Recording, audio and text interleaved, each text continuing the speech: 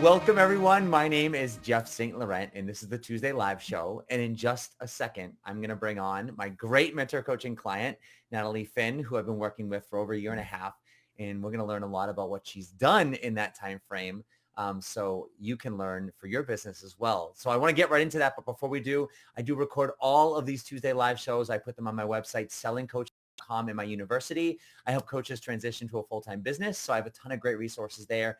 You can start right off on the homepage. If you enter your name and email address, that will give you an instant access to my audio recording, which is Launching Your Coaching Business, the First 3 Vital Steps. And then you can check out any of the great resources I have there. But with that being said, I want to jump right into this because Natalie's time is valuable and because she is like a working machine. So welcome, Natalie, to the Tuesday Live Show. Thank you. Thank you for having me. Yeah, I'm so excited to have you. So let's just jump right in because, like I said, we've been working together a year and a half. And, you know, you started off with a group program and then you can kind of continued on in another group program with me. And you've been uber consistent. You show up basically every week and you always are doing your work. But what I found has been great about you, which is what I talk about today, is your evolution of your message, right? Because I feel like that's with all the things that you've done, there's been an evolution of your message. And I know coaches listening to this, they struggle with their message. But if we rewind back, call it a year and a half or so, when you first started working with me, just give everyone like a snapshot of kind of like where you were with your business and why you felt like, oh my God, I need help, right? Yeah. You know, probably the number one thing that told me I needed help was that I was still having a really difficult time telling people who it was I served and why. And it was impacting me on a regular basis because I've got great connections but I wasn't leveraging those connections because I couldn't explain very well who I was coaching or how I was helping them specifically, even though I had already had clients who had experienced great success. So I knew that what I was offering was useful and beneficial, and I had, success stories behind it, but I was having a hard time articulating it. And that was how I came to you. Yeah. And that's a big challenge, right? So, and the interesting part was you had clients, you've gotten business, and you were successful with them. Like they got great results. They were happy with you, but there was like you said, a lack of confidence of like, okay, well, I want to now blow this thing up, but I'm kind of inhibited because I'm not quite fully aligned with where I went or where I'm going with it. Well, yeah, it's hard to sell coaching if you're not sure what you're selling, and to be able to explain it to somebody who maybe doesn't know what coaching is. It's one thing if you're selling a car, it's pretty easy for people to understand and it's easy to sell because everybody knows what it is you're selling. But having you mentor me and help me to understand how do I sell something if I don't really know what it is I'm selling? So getting clear on that and then being able to come up with some really great routines and procedures to put in place to have those conversations and make it easy and not uncomfortable. It's huge. Yeah, absolutely. So talk about if you remember, right, the kind of the first evolution of your message and where we started to go from there. I think the first evolution was we talked about my own sense over the years of feeling like I wasn't maybe living up to my potential, that I had been settling in different ways throughout the course of my life, and particularly in my career. And so we kind of created a message around that, helping women who felt like they're made for more and who are maybe being inhibited by beliefs that they held about how can you be a working mom or how can you prioritize these other things. And so that was kind of the first version. Yeah. And prior to that, like going into that, like what was your main message prior to that? Change your mind and change your life, which is interesting because that is still the basis of my whole business. But I'm able to be so much more clear about what that actually means in the day to day and specifically around certain things. So I was really focused in on helping people to understand that model of your thoughts drive your feelings, which drive your actions. And so if you're unhappy in a certain area of your life, then you can sit around all day waiting for those around you to change, or you can take ownership of it, figure out what it is that's getting in your way, what beliefs are causing you to respond in certain ways, and then move forward. So it was really a lot of it was focused very much on understanding, self-acceptance, and how you apply that in your relationships and in your business. Yeah. And so, because you were working also with a lot of the moms, and also from your therapy background, you were working in the sense of the parenting piece. Yeah. Right. And there was almost like the way they were coming to you for certain reasons that you almost like didn't want to work with them on. Yeah. Yeah. And it was so great because you consistently helped me to be open to trying something, even if I at first was like, oh, I don't know if I really want to go down that road.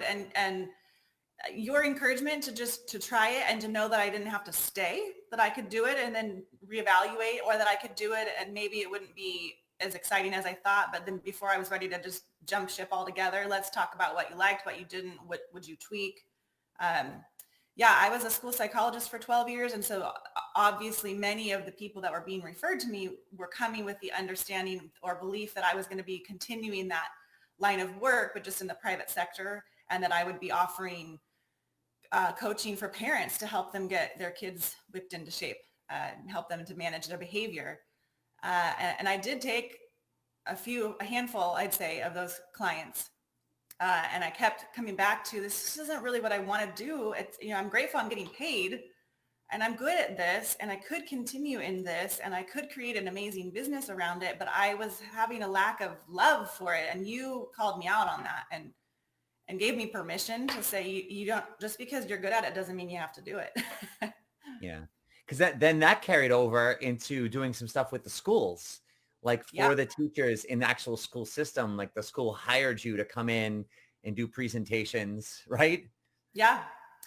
Yeah. So we transitioned from that into, let's look at where else we can find an audience and how that change your mind and change your life message could be beneficial to, the other adults rather than just parents. How else can we spread this message and how would it be beneficial? And so I did a whole series of trainings and events around that very concept, helping staff members and the administration to come together to identify their bigger goals for what the climate of the school was going to be like and how they could agree on that and work together on that. So I did a couple presentations. I got to do some group coaching and some individual coaching on site at one of the local schools here, which was really cool. Yeah. But on the other end of that, it was just kind of like we were regrouping and we're talking about it. And it was like, what was it like? I think it reminded me of the reason I stopped working in education in the first place, which I did encounter a great deal of red tape and a lot of kickback. I think that there's a culture in education of many people feeling stuck, that they don't have a lot of say in what they're teaching, who they're teaching, how they're teaching, who is overseeing them. And so that kind of pervasive attitude carried across. And so I did get not a lot, but I got some definite kickback from people who felt that this training wasn't something that they had chosen. It was something that they were being forced to do and that they didn't think it was necessary or helpful. And so I really had to sit back and decide, is that something that I want to continue with? Because I imagined that if I experienced it at one school in one area, and my husband is a teacher, and so he had some great feedback about what many of his colleagues how they may have responded. And so I thought, if this is something that I'm going to continue with, I'm going to need to accept that this is part of the job and move beyond that and be excited to show them that they do need this and that coaching can change the climate of their school and it can change their own personal beliefs and feelings about what they're doing and why they're there. And through many sessions with you and in our groups, I just was like, there's a reason I stepped out of that environment. I don't want to go back. So I said, no more. And that's exactly it. And so here's the part I love, because we're going to get to this now where you are at now, is all along the way, what I've been most impressed with you about is that even though it wasn't quite there or quite right, like it was right enough, right? It was right enough each reiteration of it to be like, all right. And you didn't wait to like, well, I got to wait till it feels 100%, right? You were like, all right, you trusted me, right? You trusted the mentoring and you took action. And each iteration along the way, you went out and you marketed and you did what you needed to do and you got paid Mhm. and you got a market, you did events, you got clients, along the way. And it was through that you really understood what you liked and what you didn't like. And what that continued to evolve from there. And that's what I want coaches to hear who are listening to this is that we didn't sit around and deliberate for 6, 8, 10 months, right? It was just like, here's where we're at. It feels good. It feels right. And no, is it 100%? No, but it feels right enough to start to take some action. And I truly believe, and I'm wondering if you'd agree with this or not, that the reiterations time after time and ultimately to where we are now, which we'll share in a second, only came because you actually took action and got the results you got. Absolutely. I mean, even gosh, when we first started working together, we decided, we had said, well, why don't I need to find an audience? And this is obviously back when you could stand in front of a person and Right. talk to them.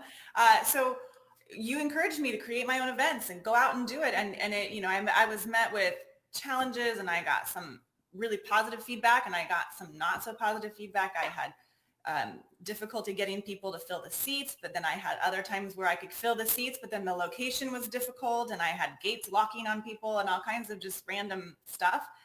And you just continually along the way kept saying, okay, but because you've done this, now we've gathered more data. We're gathering data and we're clarifying what you love, what you don't love, and how we're going to make this work. So if I had sat around trying to get it just right, I mean, I probably worked with 10 clients over the course of those months while you and I were kind of fine tuning things. If I'd been sitting around waiting until it was just right, I wouldn't have had those clients and helped change their life for the better. I truly believe, and I've been told. So it was also, I would say, very helpful to be able to jump out there, give it a try, and then come back and have somebody like yourself who's been there and done that and has so much experience that I could kind of bounce it off of you and say, hey, this is what I'm thinking. Have you experienced this? How did you handle it? And you continually were pushing, okay, yep, you liked that. You didn't like that. What's next? What's next? There was no, oh, let's sit around and practice making it perfect. Exactly. Yeah. And so along the way, you're getting practice coaching, you're working with people, you're getting paid, you're learning. And then there's all the little actions that whether the message changes or not, it's all the learnings along the way that you're learning and taking forward with you for the next stuff that you do. So and it's you were encouraging me to raise my prices all in the midst of that. So again, we weren't sitting around saying, okay, well, until I'm completely clear and I've got this, dialed in, then you can. And no, you were like immediately within probably, I don't know, the first 6 months, I think you need to raise your prices based on your education and your experience. And I remember just being like, all right. And literally probably the week after we had that conversation, I was approached and I signed another client and I just was like, well, this is how much I charge. And she didn't even bat an eye, and I was like, thank you, Jeff. I remember that very specifically. Yeah. It's true though, right? Because until we just say it, we never know. And then all it takes is one person to hire you at that new rate and you're like, okay, it's good. Yeah. Yeah. Yeah. So now we've evolved. So now let's talk about, okay, where are you now? What's your message now? So my message now is that I support people to help them stop people pleasing and start setting boundaries in their life. And as a result of that, they will encounter and create peace within and peace in the relationships, which is ultimately what we're all looking for, right? We want to feel good about ourselves and we want to feel good in the relationships that we are invested in. Yeah. And the people-pleasing mindset and lack of boundaries often creates all sorts of tension and discontent and frustration that's boiling below the surface. And so I help people to move that out of the way permanently. Yeah. And talk about some of the things you're doing. I'll pull your website up as well, but talk about some like the challenge you're creating and all that good stuff. Yeah. So, it's fun because even just as I've gotten more clear on that being my central message, again, it's so cool, right? Because it still goes right back to some of that stuff that we talked about feeling like I was made for more, or women or anybody feeling like they're not quite living up to what they would want, right? Because they're busy people pleasing and they're afraid to step out. They don't want to hurt somebody's feelings, and change your mind, change your life. That's all a big part of my message. You know, people pleasing is it's not a personality, it's a mindset. And we're going to work on changing those beliefs that have led you to believe that you have to make everybody else happy all of the time. So it's so fun because all of that was there all along, but now that we're so much more clear, my blog posts that I send out weekly, my emails are so much more concise, and that message is really resonating with people. I can't tell you how many times now when somebody approaches me and asks who I coach and how I help, and when I say that line, they immediately are like, oh my gosh, I could definitely use help with that. You know, or I know somebody, and oh my gosh, I've just been thinking myself that I need to, get better with my boundaries. So cool. And as a result, I'm creating a challenge. It's One Boundary is the name of the challenge. And we're working on helping women or anybody, but predominantly women, to set a boundary, one boundary in 1 week. And they'll receive support all along the way, and some good firm education so they understand what a boundary is and why it's important, and how they can get rid of those people-pleasing beliefs that have been holding them back. So that's kind of what I'm working on. Yeah. And I pulled your website up there so people can check that out, NatalieFinnCoaching.com. And the best part is like hearing you talk about it. And like you said, every reiteration along the way, there's still all threads of that in there. Yeah. You know, it's not like this is a brand new, completely different direction. You were north and now you're south. It's a nice hybrid version, but it's kind of locked in for you. Like you have the clarity on what you're doing. And now it just feels right when you talk about it. Yeah. Yeah. And we've worked together. You've done your signature programs that you've done, and you've done events, and now you're doing this challenge. And of all the things that we've executed on, you've executed on, we've brainstormed, and then you've executed amazingly well because you take action. This feels the most right, even from my perspective. Not that the other ones didn't at the time. But as you start pulling this together, and as we have a brainstorm of like, what are the topics going to be for your 5 days? What are the outcomes? How are we going to execute on it? What are they going to do? What's it look like and feel like? It's always felt the most right as you start to talk about it. Yeah, 100%. It literally, it's creating the content has been so easy. It's flowing out of me. I feel like there are all of these data points kind of, and I have finally been able to connect the dots in a way that makes sense, and I'm excited about. And it's really resonating with a pretty large group of people, I would say, which is exciting. It's fun when you speak a message and you've got people that are like, yes, amen, speak it, sister. Exactly, right? Yeah. And definitely I encourage people to check out our website, because you also had, and I just checked out your website again too prior to this, and I'm like, oh, she redid it again. So like there's been that constant evolution as well. And I know people can get a part of your email community right there as well, because I'm on there as well. So I get to see your awesome emails that you do. Yeah. Talk about, as we start to wrap this up, talk about the consistency of the weekly system we've set up for you. And also kind of the interactions you've had with people in terms of the process you take them through to get new clients. Yeah. So I'd say really pretty consistent, not as consistent as you are, but I'm working on it, on that weekly article that I write try to send it out by around Wednesday night. And what it does is it has created a place to have a conversation. And what I have found often is that people who are on my email list that I maybe, at this point, I don't really remember everyone that's on there. Sometimes I run into them in public places, and they're constantly giving me great feedback about how this article helped them with this, or how, and so the first thing I've learned through all that is that consistency.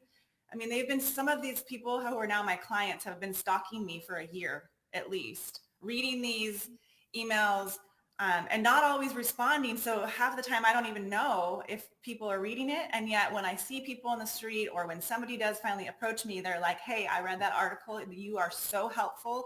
This is exactly what I need help on. And they're ready to roll. And then you have helped me to create this seamless system of onboarding clients so that it's very clear and specific, how we're going to do that. What's the first step in the process, in determining need, and if this is the right timing for them, and then moving straight from there to, even you help me with simple things like setting up online payment processors. I have created all of these email responses now that I can quickly cut and paste when somebody is reaching out to me, interested to, check out working with me. Just so many little details that make a huge difference in making my job so much easier and making it way more clear to everybody else. What are we doing? How are we doing it? And when do you want to get started? Yeah. And that's why I've seen a difference in you is not only when you're doing the work, but how you've had the conversations and how you've taken that process on, like, and you own it and you've kind Yeah. of made it your own. And Well, it it's just worked. like, yeah, which is cool. Because I remember when you started off, like you had gotten clients, but Yep. also it's like you were frustrated with getting clients. You were having conversations with people, but you weren't quite sure of like where to take them through. And every now and then you'd get a client, but it was just like now it seemed like after that things just you were getting more clients and it was a lot less effort, if I can say it like that. Yeah. Yeah. Not as stressful maybe. Yeah. Because when I did have that conversation or when I set up the time, I already knew in my mind the questions I was going to be asking, what I was looking for to determine if this was a good fit.